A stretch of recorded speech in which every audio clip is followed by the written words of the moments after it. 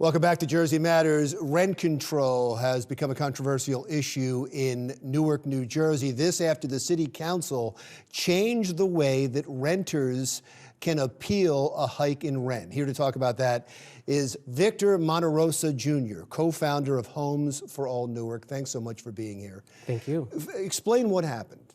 Well, recently the Newark City Council decided to pass legislation that would undo some of the changes that were passed under a petition, so that if a renter wanted an appeal of a decision, they could do so before the City Council instead of having to hire an attorney and take it to Superior Court, where we believe the landlords would generally be able to have better representation than a tenant who could possibly not afford an attorney. Right, if you're in a rent control house, you're worried about money as it is, Exactly. Probably, or a rent control apartment, you're worried Absolutely. about money as it is. And then you're being forced now to go up against the attorneys for somebody who may own the property, and they're going to be able to afford better representation and be able to last longer in court. Right. So that must have been the initial thought behind the legislation in the first place, Yes. that it makes it a fairer playing field. Absolutely. And you were behind that? I'm with Homes for All Newark.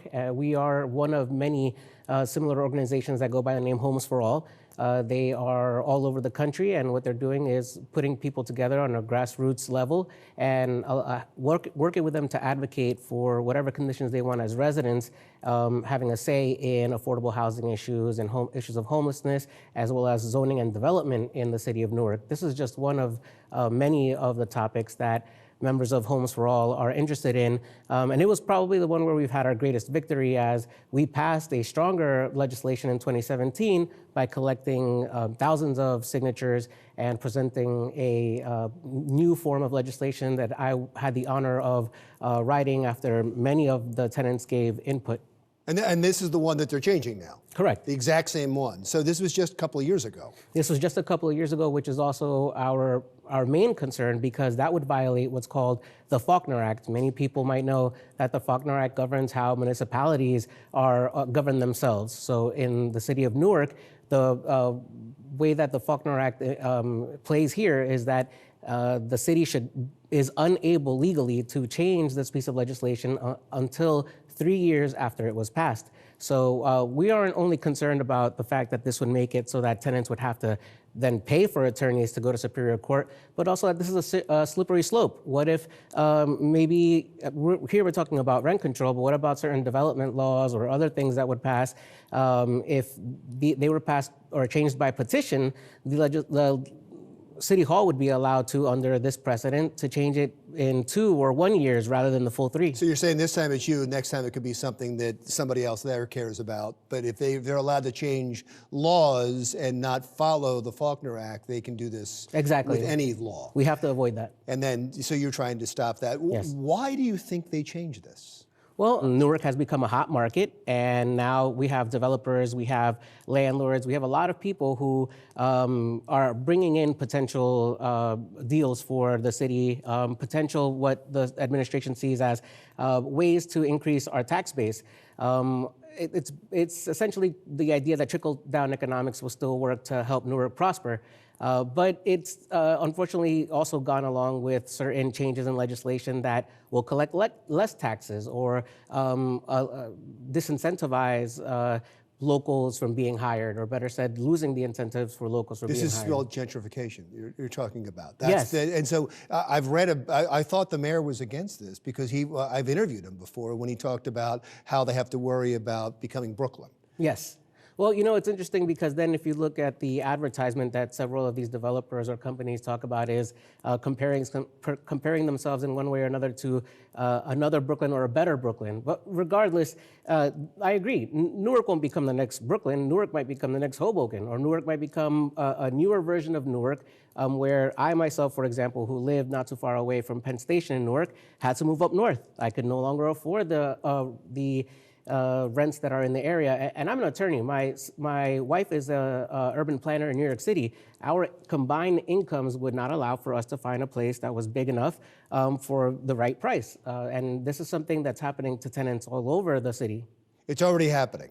Absolutely. There are tenants, for example, that in the larger buildings that are around Newark, the newer buildings, better said, they're exempt from rent control. So as people go in and they're paying higher rents, the properties that are immediately around it, their rents also go up. So I've had friends, family, and now recently I've started Monterrosa Law to be able to attend tenants specifically. I'm getting calls from people saying, hey, is it okay for my landlord to go from $1,500 to $3,000? That would be against the rent control ordinance in certain occasions. But I'm hearing a lot more, and Homes for All is hearing a lot more from people. It's a pretty serious indictment you're making against the Newark government, and I know in your lawsuit you mentioned the mayor and others all the way through the government.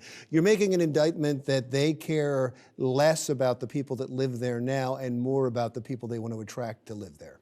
Well, it's to me, if we want to look at it that way, I find it very. Isn't that what that's gentrification, right? Well, what gentrification is the introduction of another class of people into an area. So what the mayor will argue is, if they care more about the people that are coming in, they care less about the people that are already there. Yes, and in that exactly, and that's really what I would want to focus on. That rather than displacing folks, that we actually build up folks. And there are laws that will allow us to do that. For example, folks in the public housing, unfortunately, more of the public housing is being closed rather than using something called the Section 3 program of the HUD Act of 1968 that would allow for places like the Newark Housing Authority to help folks go into the middle class by training them, providing them with licensing, and then hiring them so that they could enter the middle class. What I want to make sure is, and what Homes for All wants to see, is that any development that goes on, something of it comes out to benefit the population, especially in terms of a black and white agreement. Some of the folks who are parts of Homes for All are experts of building community benefits agreements across the country. We would want that type of agreement in Newark so that we could have a serious agreement, memorandum of understanding that says at this time, at this place, this is where we'll be putting in the money, this is how we'll be making sure that Newarkers are getting the benefits, and this is how we'll be able to track that improvement. What's the next step in the lawsuit? Well, I mean, we're hoping to settle. There's no reason really. As an attorney, they seem like they're digging in. I've seen the statements from the city. They've dug in on this. And if that's where it wants to go, then we'll see whether the Faulkner Act will hold up. I personally think that it will. But I think that it's much more beneficial for the city of Newark to settle on some type of agreement where tenants will continue to receive representation or be able to have someone to speak on their behalf or allow them to speak on their behalf before city council. But if you're basing your entire argument on the Faulkner Act, they can just change it next year, right? They can if they want to, but why, if they knew that we were organized and well put together, this isn't the first time that we've hired counsel. It's not the first time that we've hired the same firm. They should know that if they would make these types of changes, we would do something about it. I mean, they also know who I am and that I'm an attorney. I could have taken this up if I wanted to. I didn't. We let another professional do it. But the lines are drawn here. There are no declarations of war on either side. We know that there is a strong group in the city of Newark who is fighting for tenants, homeless people, and homeowners in the city of Newark. You think you can work it out? Absolutely. Wonderful. Thank you so Thank much. you. I appreciate you being here. Victor Monterrosa, Jr., co-founder of Homes for All Newark. When we come back, the Atlantic City office of the mayor may go away forever. We'll tell you how that may happen when we come right back.